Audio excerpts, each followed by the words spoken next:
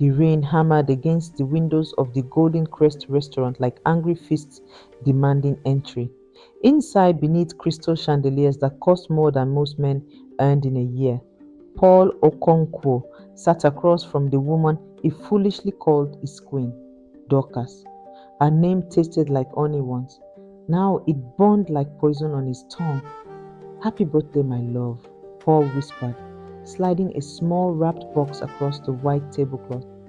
His hands trembled, not from nervousness, but from exhaustion. He had worked 16-hour shifts at his small shoemaking shop for 3 weeks straight to afford this evening. Dorcas didn't even look at him. Her eyes were fixed on her phone, scrolling through images of luxury cars and designer handbags. When she finally opened his gift, a leather handbag he'd crafted himself and a bouquet of fresh roses, her lip curled. Flowers? She laughed, but there was no joy in the sound. Jason, are you serious? Do I look like a village girl who gets excited over flowers? The waiter approached, sensing the tension but trained to ignore it. Dorcas ordered without hesitation lobster thermidor, the most expensive champagne, imported steak. Jason's stomach clenched as he mentally calculated the cost. 400,000 naira, maybe more. He had 50,000 in his account. Dorcas, maybe we should. Should what? Her eyes finally met his, cold as the air conditioning. Embarrass me? On my birthday? Is that what you want, Jason? To show everyone here that you're just a poor shoemaker who can't afford to treat his woman right. The words hit him like physical blows. Around them, wealthy diners pretended not to notice, but Paul could feel their judgment pressing against his skin. When the bill arrived, the waiter's smile was sympathetic. Paul emptied his pockets, his watch, the gold necklace his late mother had given him, even his phone. The waiter accepted them without comment, understanding the unspoken language of desperation. In the parking lot, Jason's 15-year-old Volkswagen refused to start. He turned the key again and again, each failed attempt another nail in the coffin of his dignity. Dorcas stood outside, arms crossed, her disgust radiating like heat from asphalt. Then came the purr of an expensive engine. A midnight blue Mercedes G-Wagon rolled into the space beside them. The man who emerged wore a suit that cost more than Jason's car. His cologne reached them before his smile did. Car trouble? The man asked, but he wasn't looking at Jason. His eyes were locked on Dorcas like a predator spotting prey. Martins, Dorcas breathed, and Paul watched his world crack open. This is my driver, Dorcas announced, gesturing dismissively at Jason. He's incompetent. Can you take me home? Paul stood frozen, rainwater mixing with something hot on his cheeks. Tears? No, he was beyond tears.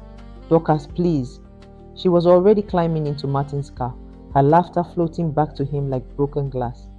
The Mercedes disappeared into the Lagos night, taking with it 4 years of Jason's love, sacrifice, and hope. Paul didn't remember driving home. He didn't remember stumbling into his small one-room apartment in Surulere, where the ceiling leaked and the neighbors' arguments bled through the thin walls.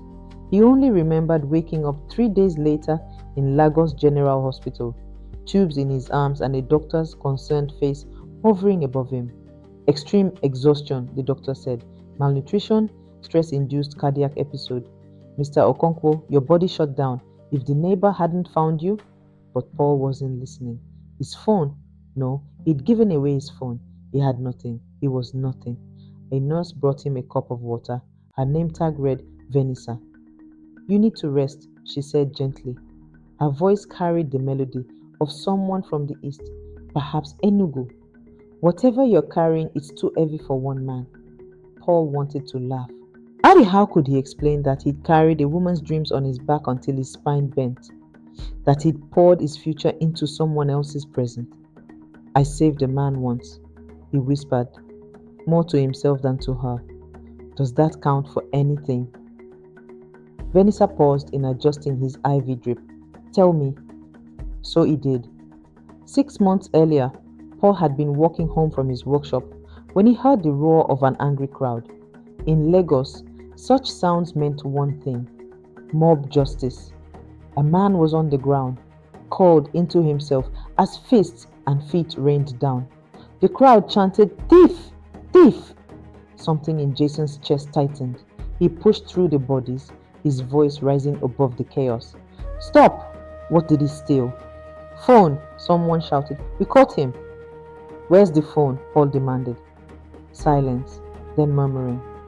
No one had actually seen the phone.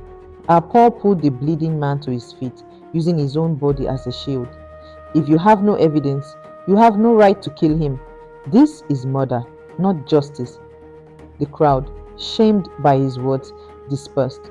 The man he'd saved introduced himself through broken teeth as Andrew Nwosu, a businessman from Aba who'd been falsely accused by thieves, trying to deflect blame. "I won't forget this," Andrew had promised, gripping Jason's hand with desperate strength. "Someday, I'll repay you." They'd exchanged numbers, though Paul never expected to hear from him again. Rich men made promises like others made small talk, easily and without commitment. Vanessa visited Paul every day during his hospital stay. She brought him food, real food, not the hospital portions, and sat with him during the long Lagos afternoons when the heat made thinking impossible. "Why are you being kind to me?" Paul asked one day. "Because you remind me of my father," Vanessa said quietly.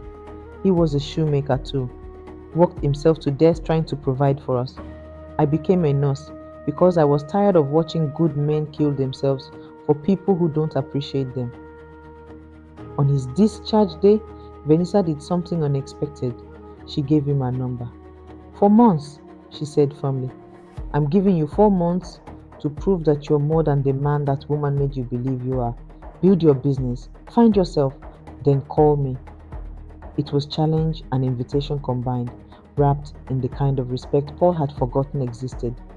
"Why 4 months?" he asked. "Because that's how long it took my father to build something from nothing, before he met my mother, before she loved him for who he was, as not what he could give her." Paul sold his car for 300,000 naira. Every kobo went into his shoe making business. He rented a better workshop space in Yaba, bought quality leather, and worked with a fury born from heartbreak transformed into purpose. His hands, which had once trembled from exhaustion, now moved with precision. Each shoe he crafted carried his pain, his hope, his redemption. At night, in his new single room that was barely better than the last, he stared at the ceiling and thought about Dorcas. The thought no longer hurt, it fueled him. Meanwhile, across Lagos, Dorcas was learning the price of gold-plated cages. Martin's mansion in Banana Island was everything Dorcas had dreamed of. Marble floors, infinity pool, walk-in closets larger than Jason's entire apartment.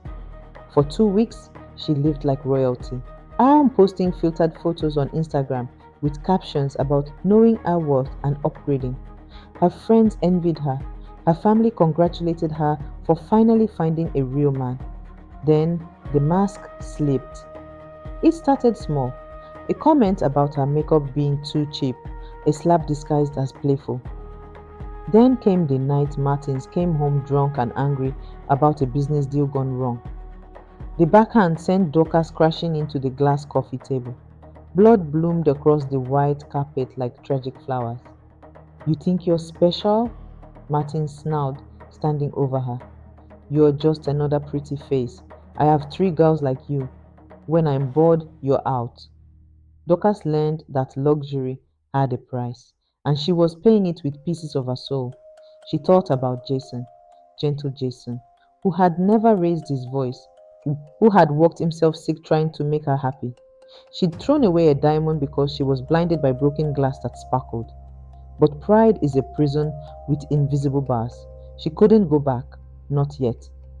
3 months into his journey, Jason's phone rang. An unknown number. Paul Okonkwo. The voice was warm, familiar. "This is Andrew Nwosu. Do you remember me?"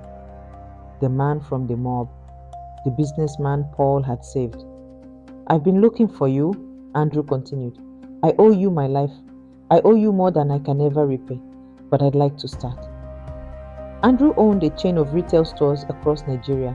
He needed a reliable supplier for quality leather shoes, thousands of pairs, consistent orders, premium prices. I'll give you the contract, Andrew said, but more than that, I'll teach you business. Consider me your partner, your mentor. You saved my life when you had nothing to gain. Let me help you build yours. Paul wept. For the first time in months, there were tears of joy. With Andrew's contract and mentorship, Jason's business exploded. Within a month, he'd hired 5 workers. Within 2, he'd opened a proper factory. By the 4th month, his shoes were in stores across Lagos, Port Harcourt, and Abuja. Money came, but more importantly, purpose came. Paul called Vanessa on exactly the 4th month as she challenged. I'm ready, he said simply. Their first date was at a modest restaurant in Ikeja. No crystal chandeliers, no imported champagne. They talked for hours about dreams, about family, about the weight of responsibility and the lightness of genuine connection. Vanessa saw him, not his wallet, not his potential, not what he could provide,